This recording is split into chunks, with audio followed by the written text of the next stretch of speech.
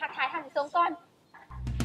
สบายดีท่านผู้ชมกับพวกเราอีกแล้วเนาะในรายการ เลิกกินกับอะไรเนี่ยเลิกให้ฟินใจเนาะเซิงว่ามื้อนี้น้องหมิวกับเจกับพาท่านผู้ชมมาที่สิริพันธ์ฟาร์มเนาะเซิงว่าฟาร์มของเพิ่นนี่ก็สร้างตั้งมาเป็นเวลา3 ปีแล้วเนาะเจ้าของเพิ่นก็แม่นท่านสมเพชรสิริพันธ์นั่นเองซึ่งว่าเพิ่นประกอบกิจการหลายๆอย่างเลยได้เจมีทั้งห้านอาหารห้านบันเทิงมีทั้งโรงแรมแล้วก็ยังมีฟาร์มแห่งนี้นี่เองโดยแล้วก็ฟาร์มแห่งนี้เป็นฟาร์มแห่งทำอิฐที่ว่าอยู่ใกล้ตัวเมืองที่สุดจุดประสงค์ของเพิ่นที่สร้างตั้งฟาร์มขึ้นมาก็เพื่อป้อนสินค้าของเพิ่นเข้าสู่ตลาดสินค้าของเพิ่นก็มีหลายๆชนิดบ่ว่าจะเป็นซีนแบ้แล้วก็ยังมีงัวพันธุ์ซีนน้ำอีกท่านผู้ชมโดยและตอนนี้เพื่อบ่เป็นการเสียเวลาเจกับหมิวสิพาท่านผู้ชมไปเที่ยวชมฟาร์มของเพิ่นว่าจะสวยงามแล้วก็มีเพิ่นเลี้ยงสัตว์หลายสำใดเอาไปเบิ่งพร้อมกันเลยป้าเจเดี๋ยวมีพันธุ์เข้ามาโอเค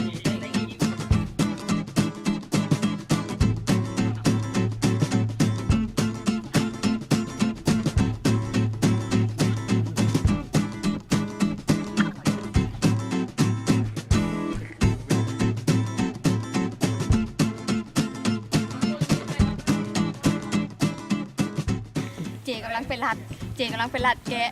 สิเป็นทางแกะไว้แกะอ้อ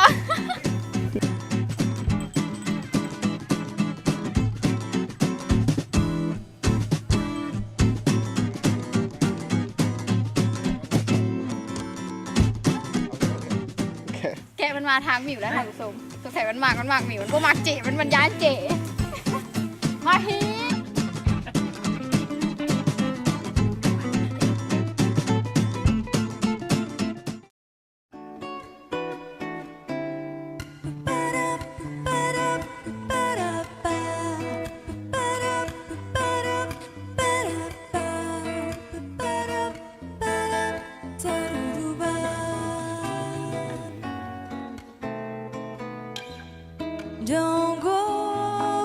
เป็นอะไรหมิวฮ้อนบ่เมื่อยบ่เมื่อย เจมีอย่างมาตอบแทนที่พาเจมาเล่นนี้อ่ะเอาจับเลยซะนะโอ้ยอ่ะกิน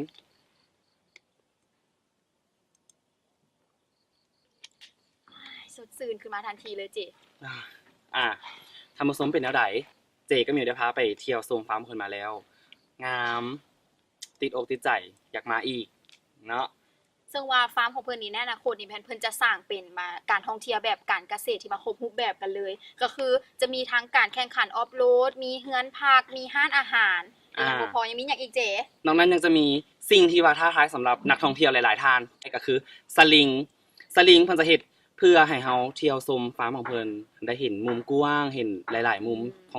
องความงามของฟาร์มเพิ่นแล้วซึ่งว่าคาดว่าจะเปิดอย่างเป็นทางการนี่แม่นท้ายปี2017นี้เองท่านผู้ชมและนอกจากกิจกรรมที่เฮาว่ามาก็หลากหลายแล้วมีท่านผู้ชมติดตามเบิ่งว่าในอนาคตอาจจะมีหลายกว่านี้และก็น่าสนใจกว่านี้โดยซึ่งว่าเนาะสิริพันธ์ฟาร์มของเพิ่นแม่นตั้งอยู่ที่บ้านโคกเพิงเมืองสังทองนครหลวงเวียงจันทน์ของเฮานี่เองเบอร์โทรติดต่อก็สามารถเบิ่งได้อยู่ตามที่ว่าขึ้นอยู่ถึงหน้าจอนี้เลยโดยและตอนนี้อย่าลืมติดตามระยะต่อไปว่าเฮาจะพาท่านผู้ชมไปกินหยังกินอยู่ไสในระยะกินตามกระแสไปกันเลยตอนนี้ก็มาฮอดแล้วเนาะกับไรเนี่ยกินตามกระแสส่งมามื้อนี้เนาะมีอยู่กับเจเนาะกับพาท่านผู้ชมมาที่ห้านไอรีนซีฟู้ดบุฟเฟ่นั่นเองซึ่งทางห้านเพิ่นก็มีกระแสมาว่าอาหารทะเลน่าสดใหม่แล้วก็ยังหลากหลายอีกท่านผู้ชมเจบ่หมดเพียงเท่านั้นใดนอกจากอาหารทะเลจะเป็นอาหารที่ว่าขึ้นชื่ออยู่ห้านของเพิ่นแล้วเพิ่นยังมีอาหารประเภทอื่นๆอีกหลากหลายให้เลือกกันแบบจุใจกันเลยมาละท้องห้องหิวกันทันทีเลยหมิวเขามาพาท่านผู้ชมไปเบิ่งในบรรยากาศห้านแล้วก็ไปเบิ่งความหลากหลายของอาหารเพิ่นว่าจะมีอย่างแน่ไปพร้อมๆกันเลยไปท่านผู้ชมตอนนี้เขาก็ได้มานั่งในห้างของเพิ่นกันแล้วเนาะแม่นแล้วท่านผู้ชมบรรยากาศของห้างเพิ่นก็ว่าปลอดโปร่งกว้างขวางแล้วก็บรรจุคนได้หลายเลยท่านผู้ชมแม่นแล้วเหมาะสำหรับคนที่ต้องการมาเป็นแบบครอบครัวหรือว่ามาเป็นกลุ่มหมู่เพื่อนอย่างจังซี่เนาะโดยตอนนี้ก็หิวแห้งแล้วหมิวขอตัวท่านผู้ชมไปเอาอาหารก่อนท่านผู้ชมบาย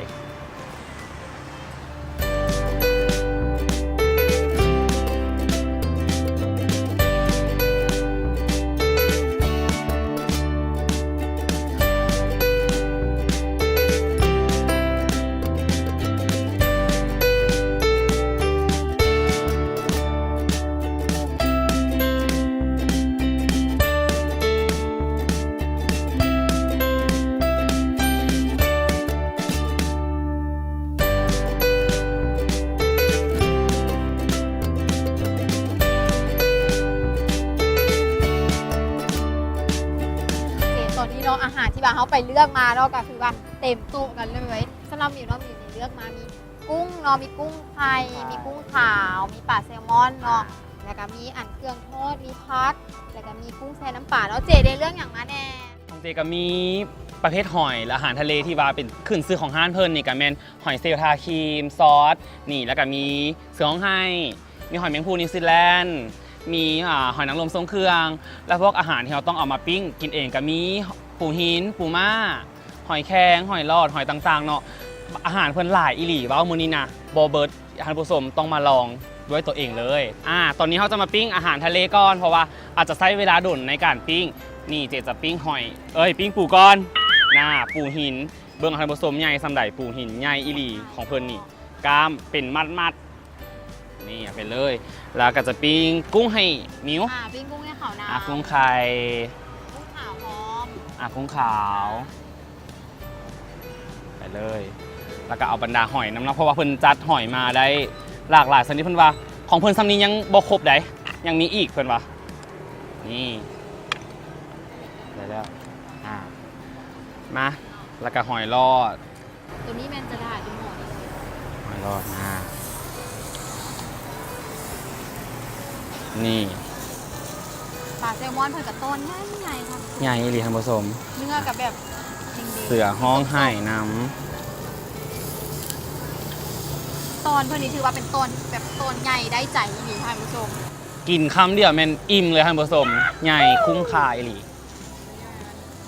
ช่วงที่ว่าเฮากำลังรอท่าปูของเฮาเนาะแล้วก็หอยของเฮาให้มันสุกเฮามากิน อาหาร กินของท้องกันไป ก่อน เนาะ ดอย คือตัวนี้เลยเป็นเครื่องทอดเนาะเอาอันนี้ให้เจียน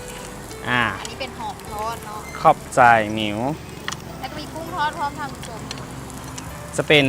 มีปลาจะเห็นปลาไข่นี่จะมีปลาไข่ปลาไข่ทอดตัวนี้นะมาน้ำจิ้มตัวนี้เลย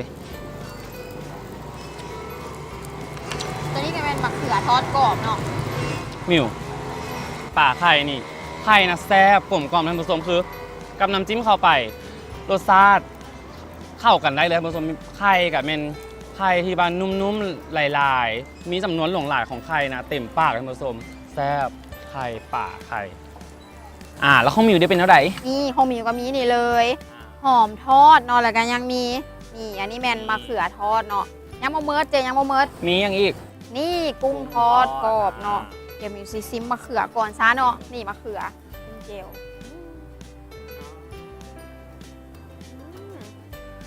เป็นอะไร ครับเพราะว่าธรรมดานี่มะเขือนี่บ่มากินได้แต่เวลาเอามาทอดกรอบแล้วมากินกับน้ำเจียวจังซี่นะแล้วคือแบบบ่ได้กินมะเขืออย่างซี่นะแบบรสชาติหลอกเด็กน้อยได้เลย มาต่อมาเขาสิมากินอย่างดีมิวนี่เจน หอยทรงเครื่องบ่เจตัวนี้นี่ก็สามารถกินได้เลย ตัวนี้เป็นเมนูที่ว่าบ่ต้องปิ้งบ่ต้องหยังเลยกินได้เลยเนาะตัวนี้ให้เจชิมเลย หอยทรงเครื่อง ตัวนี้จะเป็นสไตล์แบบเผ็ดแซ่บน้อยหนึงเนาะ หอยทรงเครื่องของเพิ่นก็จะมีมักเพชรกระเทียมหัวบักบัวหรือว่าต่างๆที่เพิ่นเอาใส่ในเลยมิแต่เขาสามารถกินได้เลยเพราะว่ามีพร้อมตักกินเลย มิวก็สิซิมนำนี่ ตัวบางใหญ่แล้วท่านผู้ชมใหญ่ ตักออกมาแล้วตักออกมาแล้วขอกินนะ ปกติหอยตัวนี้มันจะมีกลิ่นคาวแต่ว่าเพื่อนเอามาทรงเครื่องเพื่อให้มันมีรสชาติที่ว่าแซ่บแล้วก็กลมกล่อมขึ้นก็คือมีมักเพชรหรือว่ากระเทียมส่วนต่างๆที่เจ๊ว่าเป็นในเบื้องต้น ตอนนี้จะสิเบิ่งเครื่องปิ้งก่อนเด้อมันเป็นจังไดแล้วนี่ สุกแล้วอ่ะ สุกแล้วเดี๋ยวเอาให้หมิวแป๊บหนึง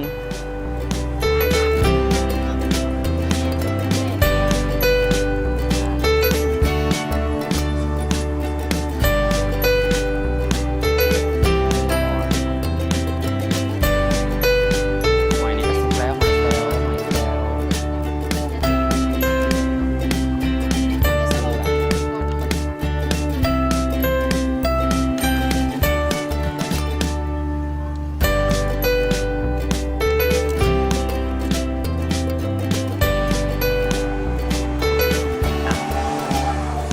ของหมิวสุกแล้วได้เดี๋ยวเป็นยังไง เดี๋ยวจะให้เ เจซิมตัวนี้ มานี่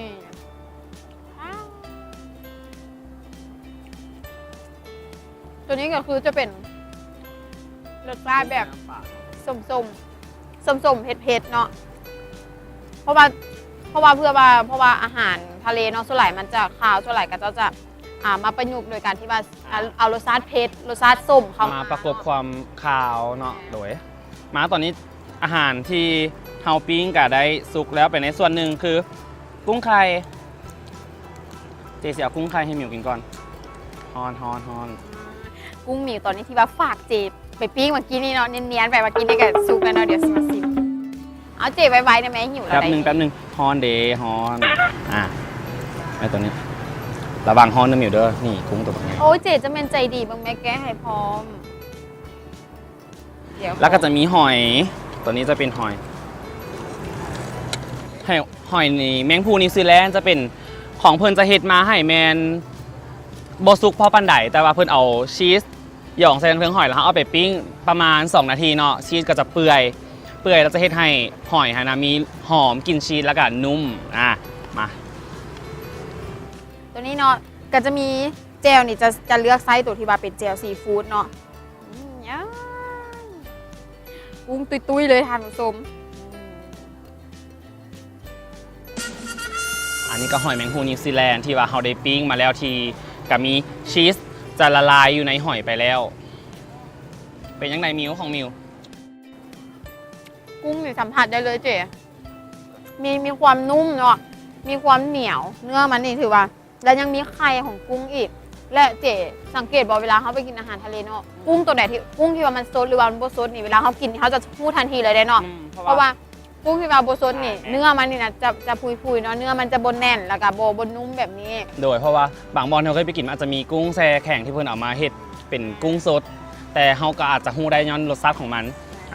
แล้วส่วนหอยแมงภูนิวซีแลนด์ที่เจกินไปเมื่อกี้นี้รสชาติของมันได้สุดยอดเลยจับใจได้เพราะว่ามันมีกลิ่นหอมของชีสเฮ็ดให้เนื้อของหอยนิวซีแลนด์นั้นนุ่มอีหลีท่านผู้ชมบ่เชื่อผู้ชมต้องมาลองเอาเพราะว่าเจบรรยายให้ฟังบ่ได้เลยเพราะว่าความแซ่บของมันนี่ถึกใจเจหลาย เจกินแล้วก็รู้สึกว่าคอแห้งเนาะตอนนี้เดี๋ยวสิขอกินน้ำก่อนเนาะ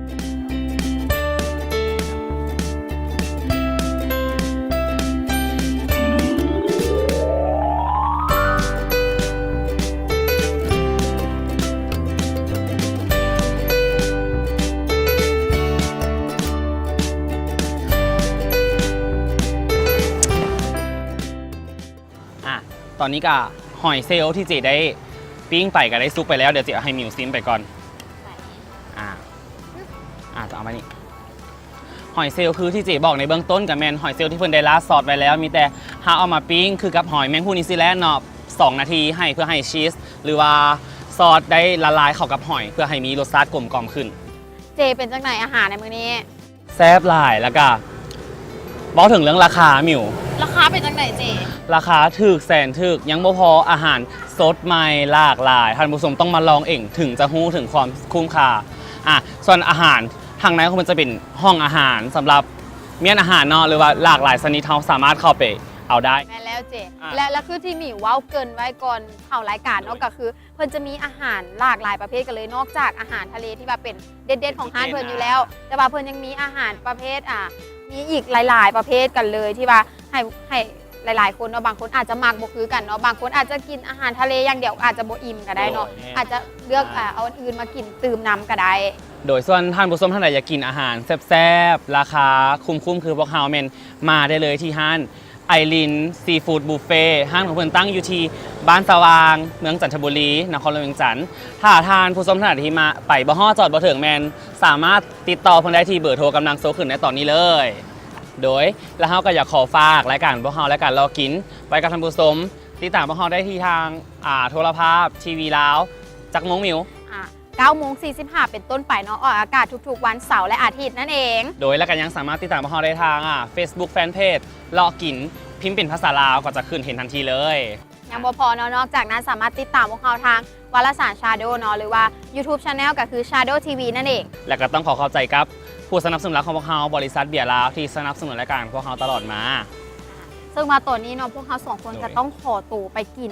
อาหารกันก่อนเนาะเพราะว่ายังมีอีกหลากหลายเมนูกันเลยที่ว่าพวกเขายังพอได้ไปซิมเนาะถ้าอยากรู้ว่าหลายสำหรับทานผู้ชมต้องพากันมาเองเลยเนาะซึ่งมาตัวนี้เวลาของพวกเขากำเมินเลยเนาะแต่ว่าอย่าลืมบอกว่าห้าทานจะใกล้หรือไกล จะน้อยหรือใหญ่ พวกเขาจะพาทานไป ลอกกินสบายดี